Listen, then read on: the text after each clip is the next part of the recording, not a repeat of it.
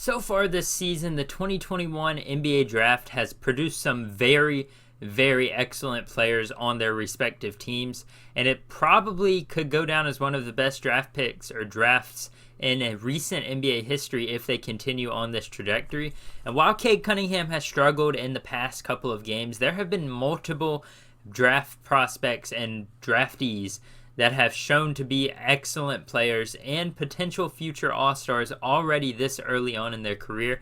And I think it's time that I dive into my way too early Rookie of the Year standings and project to you guys who I think is going to win it right at this moment in time, and maybe a little projection as to who I think may win it by the end of the season. So obviously, starting out at the number one position, we have Scotty Barnes for the Toronto Raptors. He has been playing amazing for the Raptors. Granted, they've had a few injuries, so they've had players missing, but his statistics have not dipped at all throughout the games he's played in. And I know his defense has been great as well, which is something that a lot of prospects and college players come in struggling with. But as far as every other part of his game goes, he's been amazing in the paint. He's been amazing shooting it. And overall, he's just been a great player to really kind of maybe revamp the Raptors. Once Pascal Siakam comes back, though, I do think he probably drops in statistics some, because Spicy P obviously is going to be their best player, and he's going to be a large portion of their offense once he does return. So I do think Scotty Barnes will see a drop in his statistics once Pascal Siakam comes back. That's not to say that he's playing any worse or any better. It's just that, hey, Pascal Siakam's back. He's kind of the vocal point of the team. And I think that while he isn't going to be an absolute beast on the offensive end like we were used to seeing him a few years ago, Pascal's obviously going to take away multiple shots from him. I don't see Scotty Barnes finally winning the Rookie of the Year trophy. I could see it happening potentially, but I don't think he's the top candidate, I would say. I just think at this moment in time, if the season ended, he would be the Rookie of the Year candidate. He's averaging a lot of points, he's getting a lot of rebounds, and I think he's just playing overall. He's playing like an NBA veteran, and it's a sight to see for a rookie like him.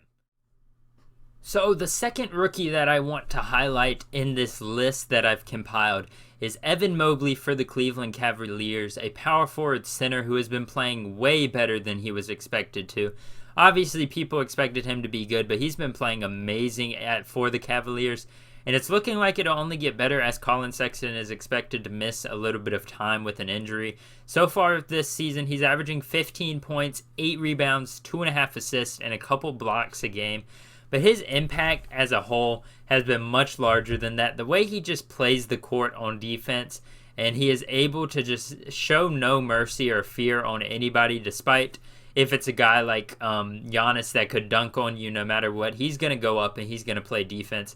And he really matches alongside Jarrett Allen for this team. I think with how well he's able to play defense and really have no fear on that side of the ball, that's something Jarrett Allen has mastered throughout his years in the NBA. And as far as offense goes, as we see, a lot of his points come from the pick and roll, alley-oops. He is able to space the floor a little bit. He's got a nice little mid-range jumper. Does not take many threes, but I don't think with his mid-range jumper how it is, you really need that many of them. He's still playing a quality amount of minutes and getting a quality amount of points in the paint and with mid-range shots to avoid taking three-pointers. And assist-wise, 2.5 assists. I mean, he's a big man, really. You can't really expect too much better than that. You see a nice block there on RJ Barrett. Unfortunately, Barrett gets the shot back, but he misses. And I'm just interested to see if his statistics do keep going up as Sexton is injured for however long he's out for, as he's going to be more of a vocal point on the offense.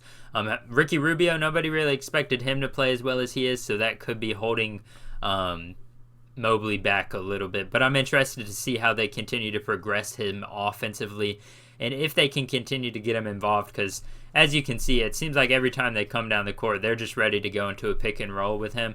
And I think if he continues with this production, he could be one of the top favorites to win Rookie of the Year, if not my favorite to win Rookie of the Year. But that's before we get into this third selection.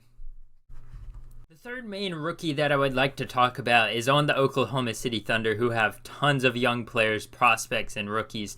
And that is obviously Josh Giddey from Australia, who at this moment is averaging 10 points, 6 rebounds, and 6 assists, which may not sound like insane numbers, but at where he was picked and the thoughts that people thought he would do on this season, he is doing much better than expected, and I actually was supportive of the Thunder for this pick.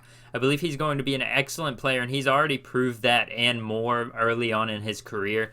The way he sees the floor and runs the offense is going to take a ton of pressure off of Shai Gilgeous-Alexander, which is desperately what they needed the past couple of years, as they had no other offensive production besides him. And I believe that if he continues on this role, he will be an amazing guard and leader for this team in years to come. Even showing range on shots like that, I think he's been a quality three-point shooter.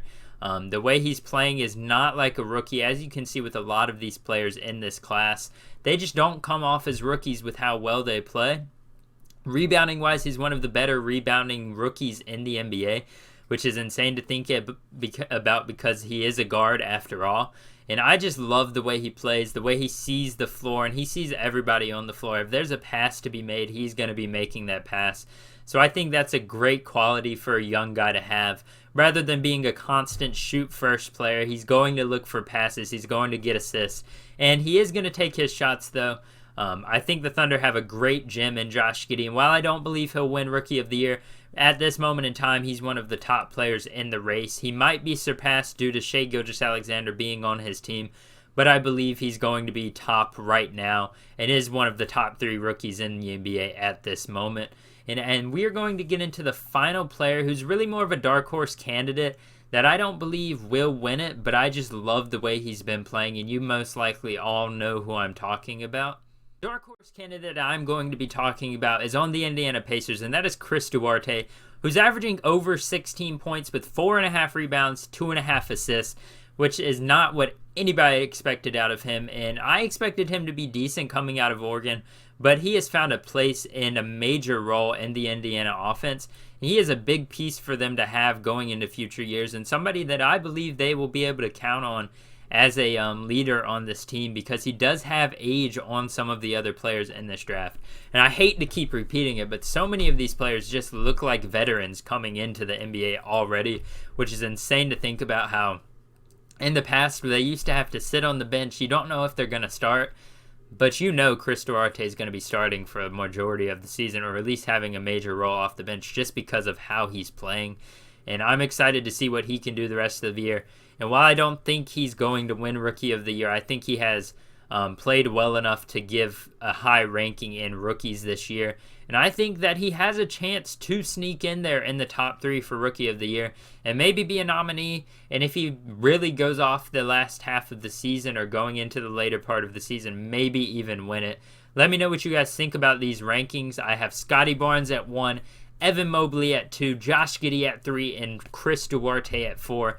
Obviously, many of the rookies are playing well. Jalen Green was left off. He's playing well. Corey Kispert has been playing decent for the Washington Wizards. Cade Cunningham is struggling, but he's just back in. So obviously there's a lot of good rookies on the court right now. But let me know what you guys think about these rankings. I think they're pretty solid.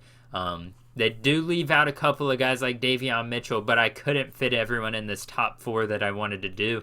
And let me know what you guys think. Who do you think is going to win Rookie of the Year at the end of the season?